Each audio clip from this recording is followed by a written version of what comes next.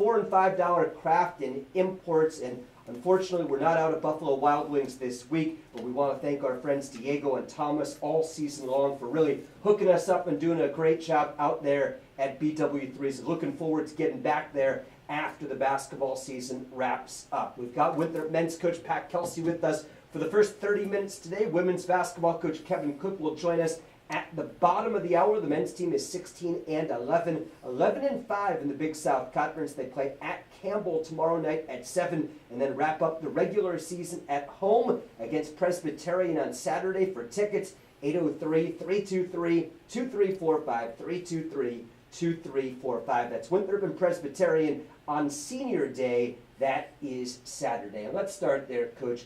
You have two seniors who have been unbelievable, not only this year, but in their time in this program.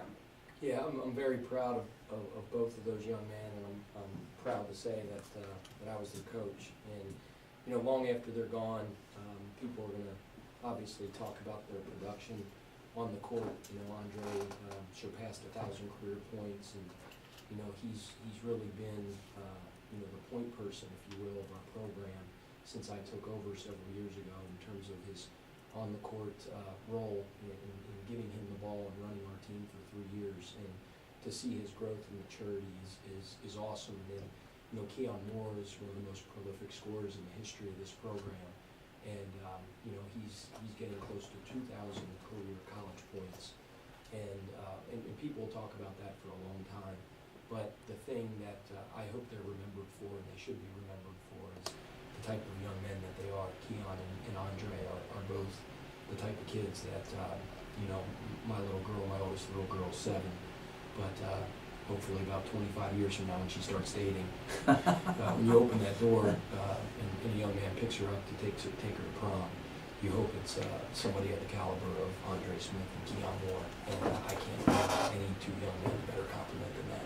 I talked to Andre Smith on Monday after practice, and we were reminiscing about his time at Winthrop, and he noted that the first practice he ever attended, he was late for. Can you talk about the way he's kind of matured in the 3 years you've been here? It's funny, you know, they remember those type of things because I don't. What I remember is he's kind of been, you're talking about Andre, right? He's sort of been the iron horse, if you will, for us. The Cal Ripken, you know, the Lou Gehrig, if you will, that just is as reliable as the day's long. I always talk about being a basketball or a football. Football is shaped in a way that if you drop them, it might bounce one way, it might bounce the other, but a basketball is going to hit the ground, it's going to come right back up to you, and that's what Andre's been. I don't think there's anybody in our program that's missed less time in terms of practice time or game time. I think I can count on you know, less than one hand the minutes that he sat out in practice because of something, whether it's an illness or an injury or whatever. But, you know, I think that's a good example. Maybe his first practice he was late for, and he quickly realized that that doesn't hold water in our program. And as you guys know, we're very big on our accountability on and off the floor. And he's been one of the shining examples of how you act and how you conduct yourself as a Winthrop basketball player. When you're trying to build your program, you didn't recruit him, but you said from day one, I remember we talked to you about this, the returning players, when you came in, you said, hey, that doesn't matter. The past, these are my guys now, we're going to move forward. But how important or how great is it to see a player who is able to make that bridge transition and has ended up being, such a huge part of this program? Yeah, I think sometimes, a lot of times when guys take over programs, they come in and immediately sort of clean house and say, why didn't we recruit you, you're out of here. And all of the players that I inherited are going to get their degree from Winthrop. And that's something that I'm really proud of. And I told those guys the first time I walked in the locker room, you're mine now, you're family, and I love you. And that was in the first meeting in the locker room 3 years ago. And those guys have really bought in. They've been a huge part of building the culture that we want to have here. When you think about the way Andre Smith has developed on the court and off the court, what about the way that when you first got here, he was a pretty good shooter, maybe a very good shooter, but sometimes didn't want to thread the needle on a pass, or wasn't your prototypical point guard, to what he's developed in now? Yeah, that's something, to his credit, he is a relentless worker, if you will, on his game. He lives in the gym, and I think what you're seeing now is the product of the hours and hours and hours that he's put in, not only on the court but off the court in terms of film study. He does things now.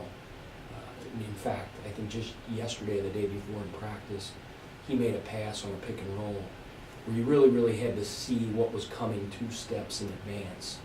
And he sort of, like, a veteran quarterback does in the NFL, sort of looked off the help, looked off the defense with his eyes, and threw a ball right down the chute on the roll man. When I went back and I watched it on tape in practice, and I was discussing it with the rest of our staff, and I just said it's amazing that he's evolved to the point where he can make those reads and make that pass. And again, that's a credit to all the hard work that he's put in.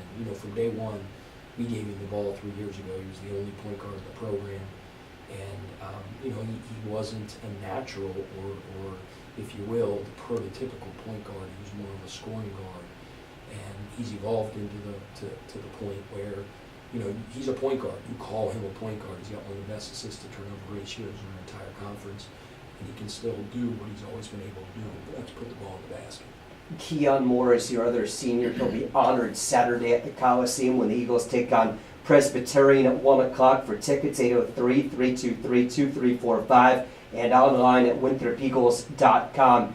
He has had a historically great season, perhaps the best Division I scoring season in Winthrop history. What has it been like to coach him? Great. It's what I said about Andre and then about Keon at the beginning of the interview.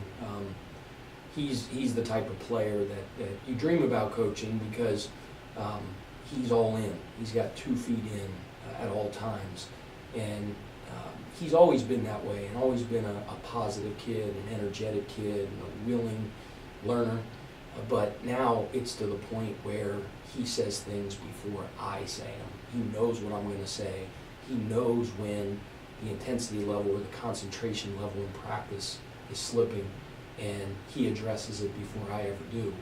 And that's fun when you get to coach a kid like that, especially when he's your best player.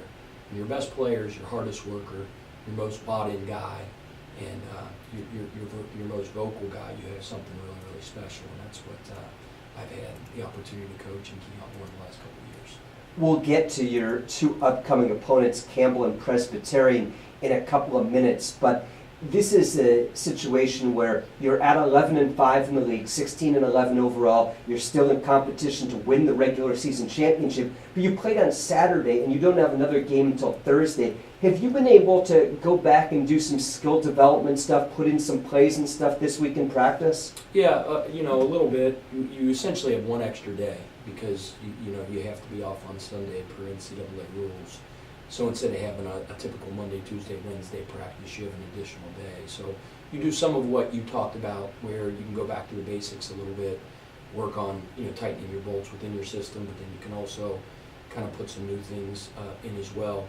But our next 2 opponents, and obviously the only opponent that we're worried about right now is the one on Thursday, but our next 2 opponents play a little bit of or a lot of a unique style in terms of how they play on the offensive and defensive end.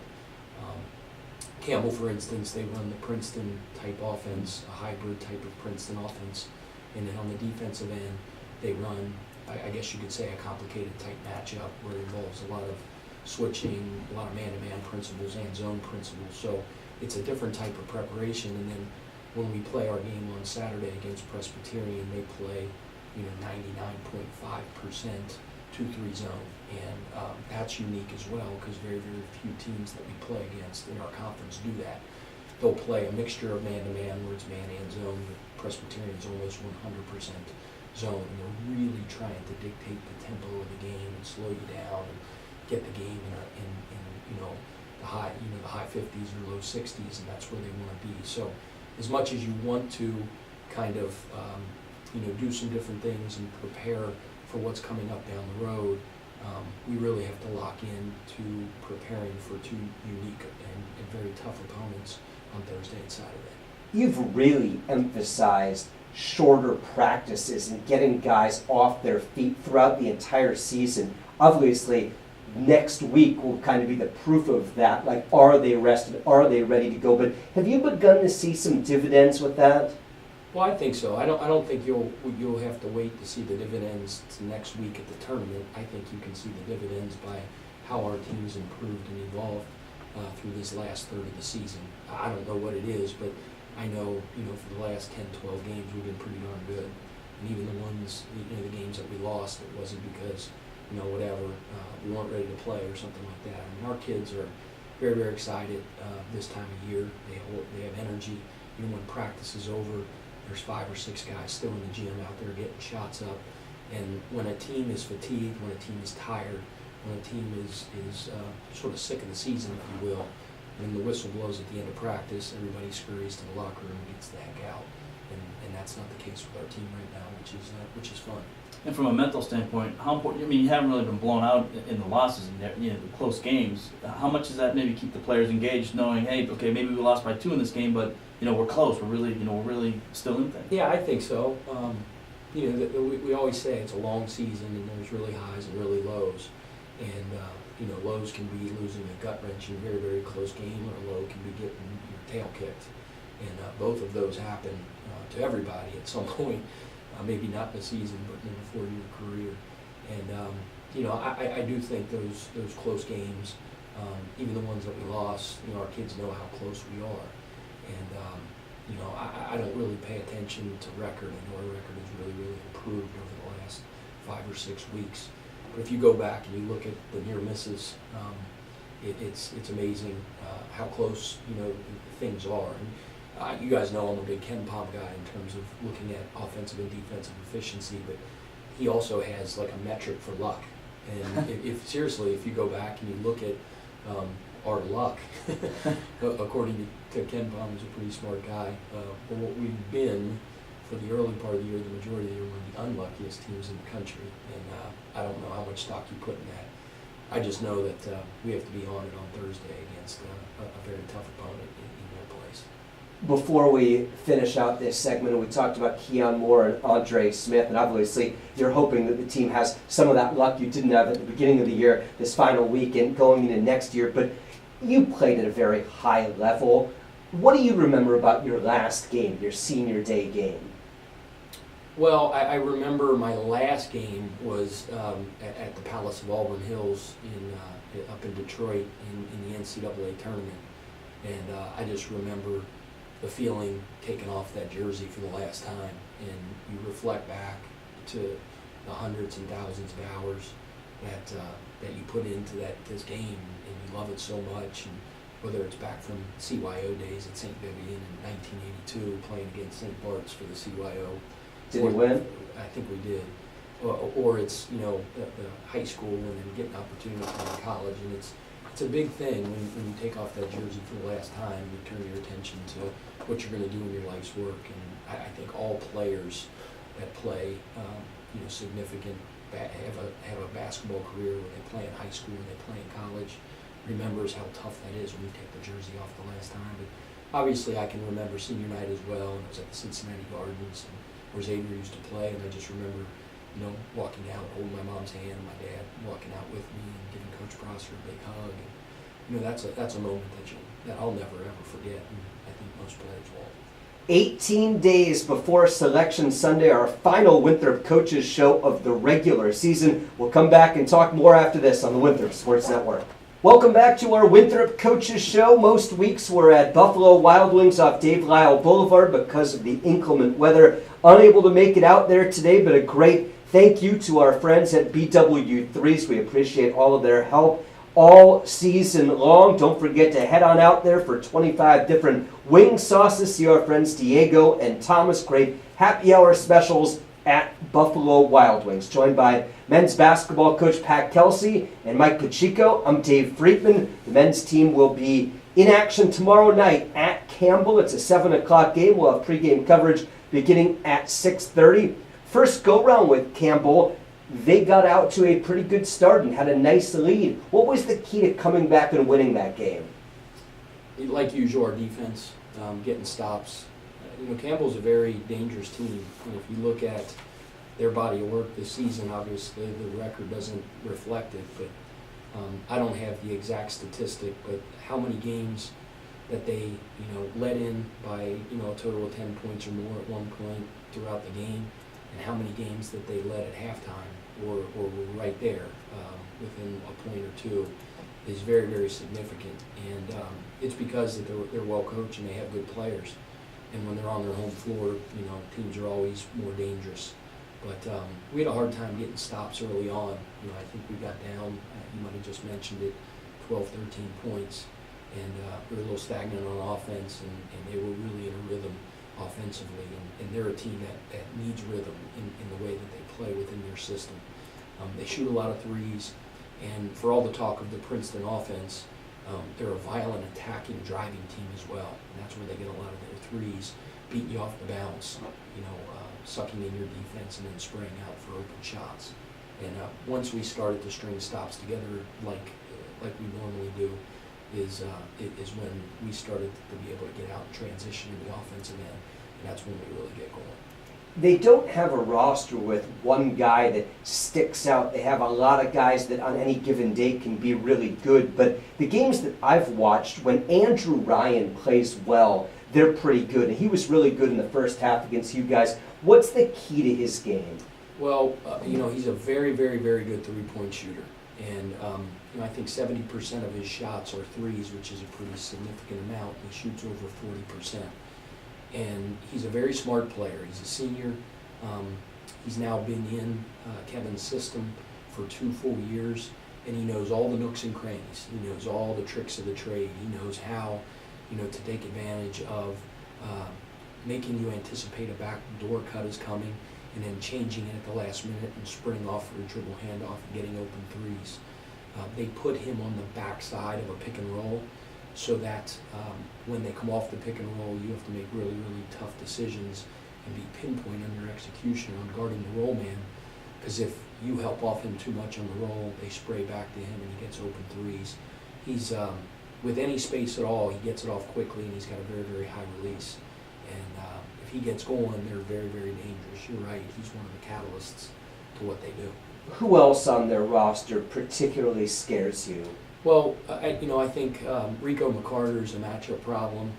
He's one of those hybrid 3-4s that can give you problems if you put a smaller guy on him, give you problems if you put a bigger guy on him. So he's a guy that concerns me a little bit. DJ Mason, the junior college transfer that they have in the post, is a very good passer, an unbelievably active kid with a high motor, and has skill that's very good. At kind of the point of their system, the center is really the key piece to a Princeton offense. Your center has to be able to pass, and has to be skilled, and has to have an ability to shoot the ball from the perimeter. And he gives that to them, and I think even more so than they had last year in the past. But some of their young guys, and Kyrie Hamer and Curtis Phillips are dangerous threats in terms of attacking you, driving the ball, and they're very even. You look at their scoring totals; they have a bunch of guys that are right around that double-digit scoring mark. So you can't devote all your attention to one guy. You've got to be very, very solid all around. It's called the Princeton offense because Pete Carrill ran it forever at Princeton. I think it was 1996 they beat defending national champion UCLA in the NCAA tournament. What makes it go? What is the key to that offense? Well, spacing, first of all. All good offenses are predicated on proper spacing, and depending on what type of system that you run, your spacing is a little bit different.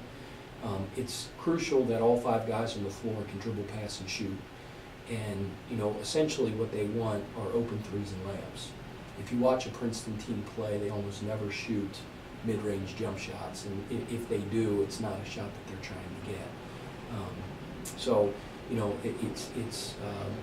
I would say the base fundamental, or the if you boil it down to one thing, I think, the foundation is sort of a backdoor pass, a backdoor play.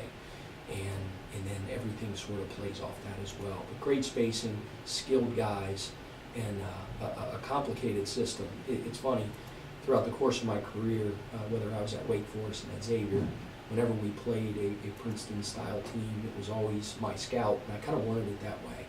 Because when I first got into the business, I was I was enamored by it, you know, just, and I think it's like this little cult where the coaches come from a certain tree that implement that system, and it's like behind this iron door where you can't get in and sort of see what they do. My thing was like, okay, well, you can't get behind that door, but you know, you have their body of work, you have all this tape, and you have thousands and thousands of hours. So I've gotten to the point where I don't think that I could, you know, walk into a program and probably make that what we do, but I really understand the, you know, the basic principles of it. But as you know, the majority of the time in college basketball and basketball in general, it doesn't come down to the X's and O's, it comes down to the Jimmies and the Joes. Fortunately for Campbell, they have good players as well. So Kevin's doing a good job of building that program and building a culture there, and they're going to be a force to be reckoned with for years to come. It's kind of like running the option in football. It's kind of a little different change up. It's different. It's a change up. And you know, I've said this before. I think all good programs have a system. They have something that they hang their hat on. I think the ones that are very, very spread thin and try to do 1,000 different things, in my opinion, those guys are, you know, those type programs are easier to play against, easier to defend, and easier to prepare for. But somebody that may be simpler, if you will, and not do 1,000 different things, but are very, very good at those things, those are the ones that worry me more. On Saturday, the final regular season game of the year, you'll face Presbyterian. And I think coming into the year, we talked a lot about Will Truss, their established post player, and Jordan Downing, their perimeter guard. But Deshaun Murray's really been their best player this year, a freshman. What makes him so good? Well, you know, I've heard all the things and seen all the things, and then obviously in preparation for them the first time, I had an opportunity to watch him play a lot. But you know, all of our attention's on Campbell on Thursday at 1 o'clock, and you know, we turn our attention to Presbyterian immediately after that game. But you know, obviously he's having a phenomenal freshman year, one of the best freshmen in our entire conference, and I'm sure I'll have indigestion and lose a lot of sleep prior to that game, getting ready for him and their other good players. He's probably going to be the freshman of the year. One of the other candidates is one of your players, Xavier Cooks, and Keon Moore, who we talked about in the first segment, is a legitimate candidate to be Conference Player of the Year. Do those awards mean anything? Well, I mean, I think it's good for your program. I think that type of attention that your players get, or that your program get, I think it's good overall. But at the end of the day, people either remember whether you won or you didn't, more than whether you won an individual award or scored a certain amount of points. And fortunately for me and for our team, we got a locker room full of guys that care more about that than their individual awards. I mean, we talk about it all the time. It's amazing how much can be accomplished when nobody cares who gets the credit. I sure didn't make up that quote. Somebody a lot smarter than me did, but I think there's a lot of truth to that.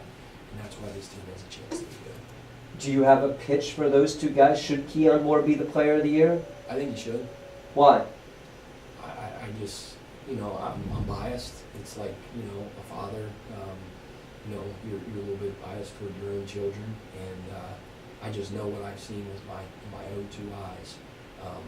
And you know, Coach Prosser used to say all the time, the best player, or the MVP or the Player of the Year, should be the best player on the best team unless he's a jerk. And you know, I like to think that Winthrop's, you know, one of the best teams in the conference, and we'll find out whether we're the best team in the conference here over the next couple of weeks. And I know, you know, he's the best player on our team, and I sure as heck know that he's not a jerk. So my money's on Keon Moore. What about Xavier? You know, same thing. I mean, I'm sure glad he's in a Winthrop uniform. I'm sure glad that I get to coach him for the next 3 years after this year. You know, he's a great teammate. He's an unselfish kid. He's got a very exciting skill set, and he's got a great basketball mind. So, you know, the sky's the limit for him. And, you know, again, same thing. If you ask me, obviously I'm going to say Keon Moore for Player of the Year and Xavier Cooks for Freshman of the Year, but again, you know, take that with a grain of salt because I'm a little biased. If there's one thing your team needs to shore up before the conference tournament begins, what is it? I just think, you know, our rebounding has to continue to be a point of emphasis, our ability to block out, which has been a little bit of an Achilles heel for us, but has gotten better and better and better and better. over the last 5 or 6 weeks. But I think that's something that we're always focusing on. Does the weather forecast impact your travel plans at all to Campbell? We'll be there ready to go at 7 o'clock when the ball goes up. Thanks, Coach. Okay, thank you. Winthrop's Pat Kelsey joining us on our Winthrop Coaches Show, normally from Buffalo Wild Wings, this week from the Winthrop Coliseum here in Rock Thanks, Hill. man. We'll talk to women's coach Kevin Cook when we come back on the Winthrop Sports Network. Welcome back to our Winthrop Coaches Show. Women's basketball team at 12-7 in the Big South with one game to go before the Big South Conference tournament gets underway. Welcome back to the Winthrop Coliseum with Mike Pacheco. I'm Dave Friedman. Women's coach Kevin Cook is with us. Unable to make it out to Buffalo Wild Wings today, but great thanks to our friends out there. They do a terrific job, and we enjoy being there throughout the season on our Winthrop Coaches Show. Coach Cook, a tough loss last night at Liberty, but it doesn't in any way derail the goal to win the conference tournament next week. What are the couple of things you most need to shore up before the league slate gets underway? Defense, and then a little more defense. And did I say rebounding? Those two things in a nutshell say it all. I mean, our offense was good last night, and we out field goal percent Liberty in the second half, and we just couldn't stop them. I mean, we tried zone, we tried everything in our arsenal, and they were loaded for bear, and last night they were the better team. What is it about going there? It just seems like it's always a house of horrors for Winthrop going up to the Line Center. I mean, you know, you could probably say that about most every Big South team. Well, first off, Liberty's got a great basketball team. I mean, they're deep, they shoot the ball well, and they're well coached, and they have tradition. I mean, 15 out of 18 years, that's ridiculous. And, you know, I've been thinking a lot what we've talked about since the show started, that, you know, everything boils down to a weak season. Mm-hmm. And, you know, if you don't win the tournament, is the season a failure? You know, it's things to ponder, because only one of the 11 on the women's side can go to the NCAA tournament. But you just try to improve every day in practice and every game. You know, we hoped for a better performance last night, but it wasn't to be. I mean, I don't know why. It was unsettling. We had two seniors in the starting lineup, and still we looked unsure. I thought we were ready to go, but you know, I wish we had the first 10 minutes to do over, but we can't do that. Well, let's talk about some of the things that did go well. You had a nice game from Pam Detcher, 18 points, career game for her. One of those deals where the kind of the moon's aligned right for her, and she played awfully well and took advantage of the opportunity that she presented itself. Yeah, I had a gut feeling. I went with her early. She produced. I mean, Pam's capable of that each and every game, but we haven't seen that each and every game, and that's why we haven't seen a lot of Pamela. To be quite truthful, I mean, those are the kind of games that the people say, why hasn't she been playing a little bit more? You know, 18 points.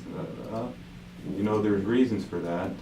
There's another side of the court called defense. There's another aspect of the game called rebounding, and she hadn't shot the ball like that, quite frankly, but I hope she's caught fire at the right time, and she'll have her opportunity. Well, there was a nice moment, too, before the game. You kind of had the Babe Ruth moment calling the shot there. Yeah, we were walking down the tunnel. I said, Pamela, I got a gut feeling. Are you ready? And she said she was ready, and so went to her early. And, you know, good for her. I hope that she plays like that, and if she plays like that through the tournament, we'll have a great shot. The team played the first 6-8 minutes. That's kind of where the things fell off the wagon. Liberty started, I think, 64% in the first half. But when you look at how the team battled, they tried to get it down to about, I think, got under 14 with about 10 minutes to play. It just kind of had that area where they just couldn't get under, but they fought hard. We did try to, I thought if we could just get it under 10, momentum would swing our way, but every time we would make a big play, they would come down and answer, and it was like trying to battle against Serena Williams.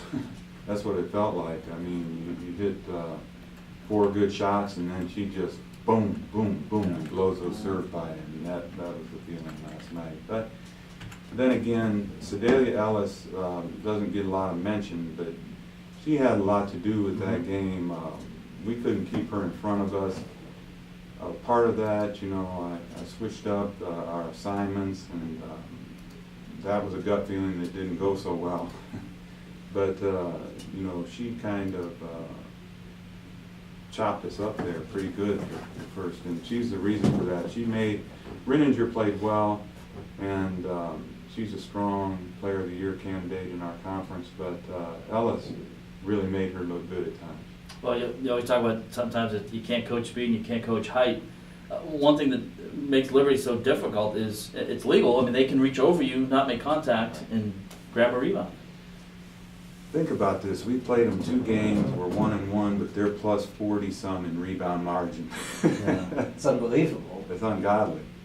If you play them a third time, how do you combat that? I hope we play them a third time. And if we do, we'll just foul as hard as we can. Now, obviously, one game remaining. We got Presbyterian coming up next on Saturday at 2:00. What do you want to see your team? Obviously, you want to see a win, but what do you want to see from your team trying to build a little bit of momentum going into the conference tournament? One, we've got to show bounce back. I mean, that was a tough trip there and back, and you know, we've got players getting treatment as we speak.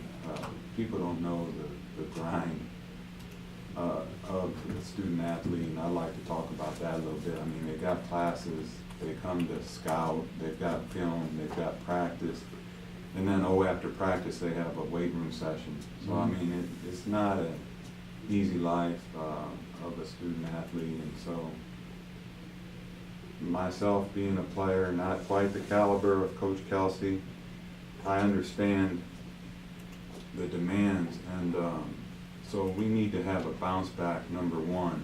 Number two, Presbyterian is very well coached. They execute as well as anybody in our conference, and they defend the horns off the goat. And so that's going to be an interesting game. I'm interested to see how we bounce back, and you know, we've bounced back all year, but we need that game going into the tournament. I think you know, we could end up with High Point in the first round. We could end up with Campbell in the first round. But as we said since the first show, it comes down to a 3-game season. For some, a 4-game season. You know, for us, thank God we got a bye, and so it becomes hopefully a 3-game season. You put 3 in a row, everybody says another great season. I mean, if you drop one anywhere in there, what a disappointing season. So that's where it lies. You started with the question, is it a disappointing year if you don't make the NCAA tournament? Are expectations so high that if you win 4 games or 3 more games and you finish, you know, 19-13 and you fall 1 game short and maybe you get a bid to an alternative postseason tournament, that's not good enough? I'm glad that's where the expectations are. I mean, they've got to be there, and you know, we've helped put those expectations there, and that they should. And we know, you know, what we're getting into when we sign up for this, and we welcome it. And you know, I'm excited. I wish we were going out to practice. I love talking to you guys, but I'd really rather be on the floor, you know, helping our defense get a little bit better. Lord knows we need to work on that. You mentioned some of the possibilities of who you could play in the tournament. If my math is right, there are only 4 teams you could play in the first round. Campbell and High Point, who you mentioned, Presbyterian and Charleston Southern. Do you start doing any work on those teams now? Not whatsoever. We're familiar with everybody in the conference as it is. And we've got our report already completed. The report was completed on Presbyterian before the game started with Liberty last night. And, you know, Mike, you mentioned the House of Horrors. I like playing there, really. I hope that our players begin to embrace it. And, I mean, it's a nice venue. I'm looking forward to the day when we can be talking about a win. Be a fun trip. Yeah, I mean, it's been, one in 20, or 23 straight losses there. It's tough. Lord. Don't want to bring up those. Where's the Excedrin? Yeah. But in the Templeton Center, it's a completely 180 from a venue standpoint. It's a different design. Obviously, BC was doing. They designed that place? Be nice. But that's a difficult place to play on the road as well. Oh, they're all tough, there's no place like home, and Dorothy put it best, the Wizard of Oz, put the heels together 3 times. We'd rather be playing here at the Coliseum, and the record bears that out, so we'll see what happens Saturday, and then we'll see if the neutral floor can be kind to us. It was kind to us last year. As Yogi says, I hope deja vu happens all over again. And we saw that last year, a late loss to High Point. You have kind of a late loss to Liberty. There are some parallels in this team. I mean, essentially, it's a big 2 pieces you missed from last year, but essentially it's the same team back this year. What team is that? Your team. So just No, we're a completely different team. But but as far as your key pieces are the same though, and with the addition of Leah Kilpatrick. Right. I suppose there can be comparisons made, but once again, I underestimated, and I'll say now, I underestimated how difficult it would be, to come up with an answer for a 3-time player of the year. And I know it's pretty tough. What is your confidence like now compared to where it was last year? Well, it's about the same, I feel good every time, I'm like Spartacus, man. Let's go to battle, and I want the team to feel the same way. That's why it was so disappointing at first. Really from the opening tip, the first 6-7 minutes, it's hard for me to fathom us at this point in the season not feeling so self-assured. I felt really good, and I was hoping that they matched that feeling. But we'll get on the same page, Saturday, and we'll get on the same page whenever we go to Myrtle. Well, we do want to thank our good friends at Buffalo Wild Wings for, because of the weather, obviously doing the show in studio today. And it's been a nice, fun. It's hard to believe this is our final coaches show. But, Well, we're hoping to have another one. Well, we do hope to have another one. It's, Yeah. it's nice, the big screens here in the office. I'm enjoying all the action, just like at Buffalo Wild Wings. We missed Diego, but the atmosphere Yeah, still. Thomas and Dale. We probably should have had catered in. We probably should have done a wing eating contest. That would have been a good way to wrap up the regular season. That would have been fun. Something that Coach My said. money's on Coach Cook. Oh, absolutely. I'm ready. I think he can crush some wings. Although John, my son still wants, Big Bad still wants to. I know his challenge assistant you. coaches want a piece of them too. All right, so we have more to come here on the Winthrop Coaches Show. More with Coach Cook after this on the Winthrop Sports Network. Winthrop Coaches Show, I am Mike Pacheco, Dave Friedman alongside. Glad to be joined by Winthrop Women's Basketball Coach Kevin Cook. Eagles with one more game coming up on Saturday before the regular season ends. That'll be at 2 o'clock at Presbyterian. We'll have coverage on 104.1 The Bridge beginning at 1:30. The men also be playing on Saturday as well, so a double header of sorts, but not in the same venue. The men will be playing at home. And the men's game will air on WRHA.com if you can't make it out. Right, and we know people That's mind-boggling, isn't it? Both of us are playing Presbyterian at the same time. at the same time. Roughly. Why not at the same venue? Uh, Things that make you go, Well, I know we've talked about that. The doubleheader. I know it takes some maneuvering with other coaches in the conference, but I know you're a big proponent of playing doubleheaders. I'm big on doubleheaders. I think they're great on Saturdays, and I wish we would go to that format. Why not? Well, in order to do it, both the men and the women would have to play the same schedule, which with 11 members is totally fine, but I'm not sure how you're going to get agreement. The women play everybody twice, the men don't, so you would have to come to agreement on that first. After that, it seems like it's Well, you can do eminently Saturdays doable. and maybe not during the week. Yeah, that's true. So- Everything would be doable. The agreement is the key word right there. One of the other things we saw this year from a travel perspective is in years past, you'd maybe go to Radford and Liberty, and that would be one trip. And this year, there was a lot of standalone individual trips. Yeah, the travel partners, made it a little bit easier. There's no exact science to scheduling. And I know one thing that I learned from scheduling this year. Playing, and we've had this discussion off the air today, but playing top 20, top 50 programs, one bid league, it's not helping us.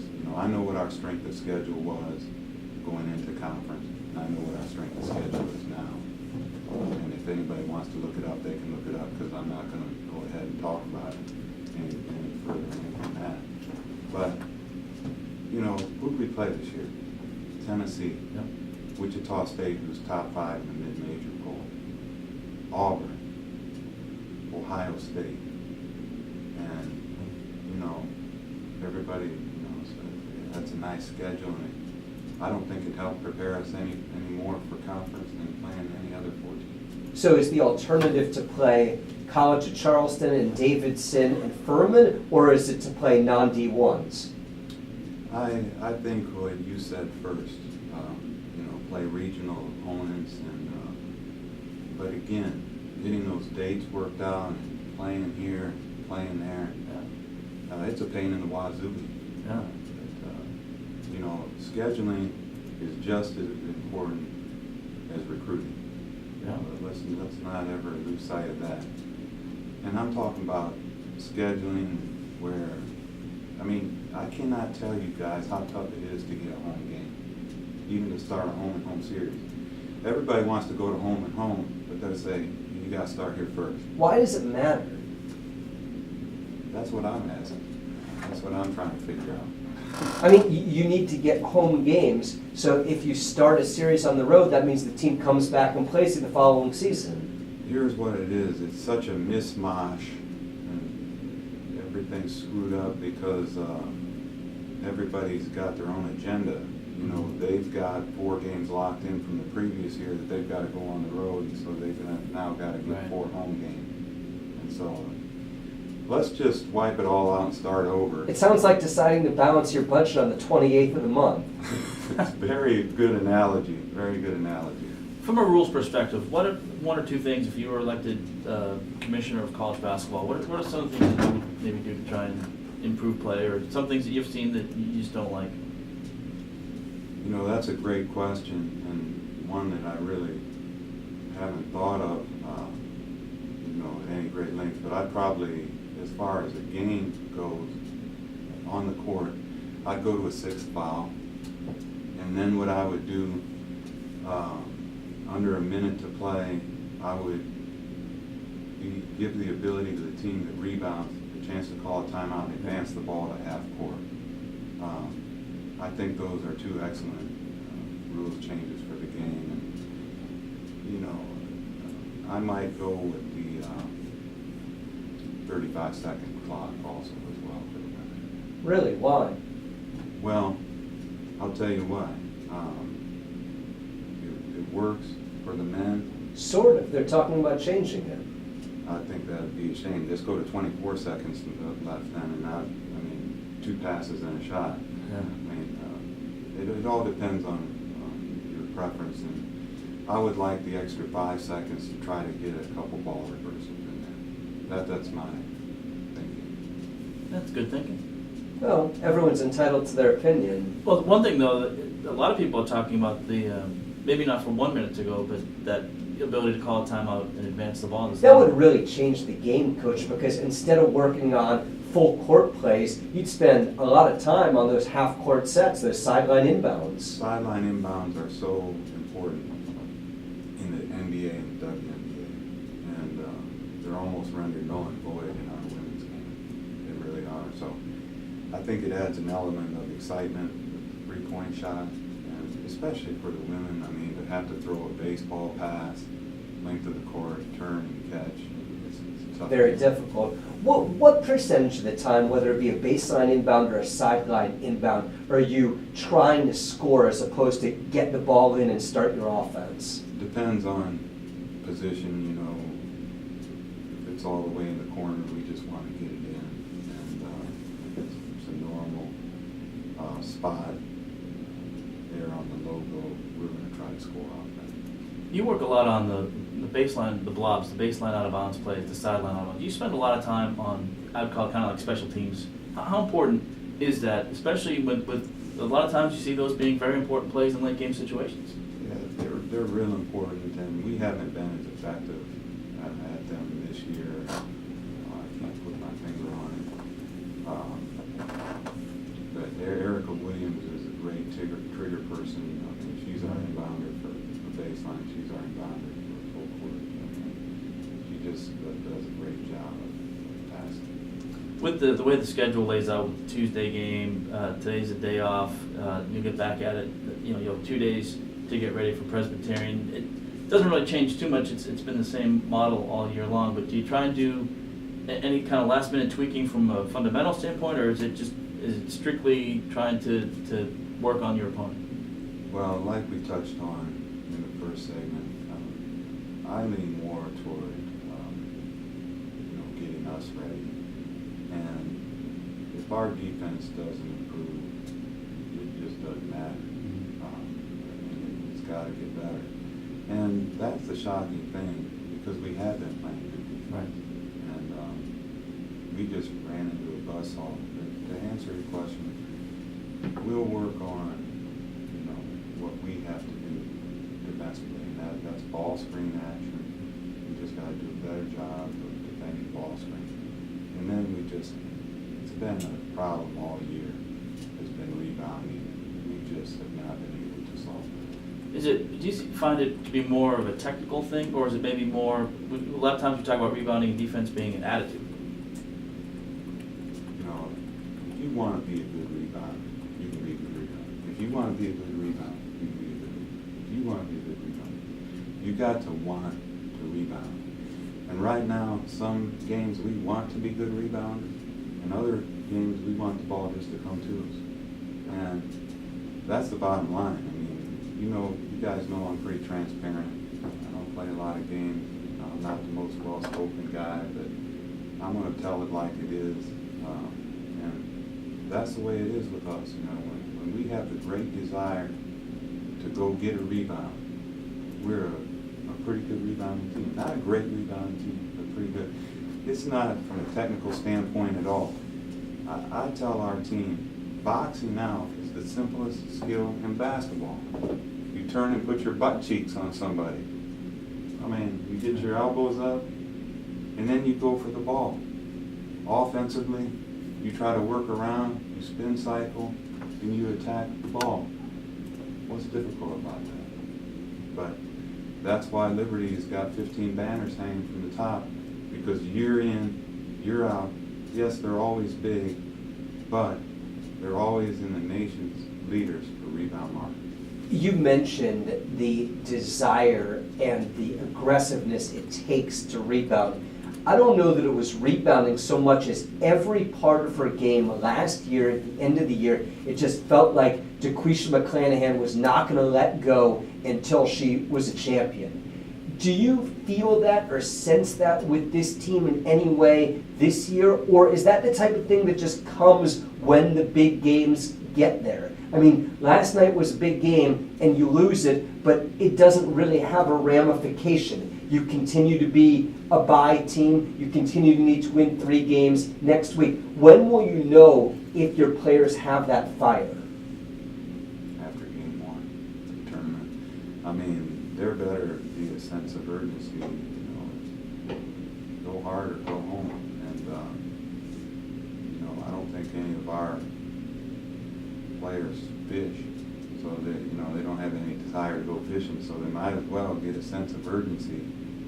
Is that what you're going to do in the off season? I'm going to try to see how I can get us to be a better rebounding team. No doubt about it. Well, final thoughts here on the final regular season show. Anything that we haven't covered that you want to talk about? I want to thank all of our loyal fans that, support us each and every game. If anybody's listening, I want to encourage new fans to come out.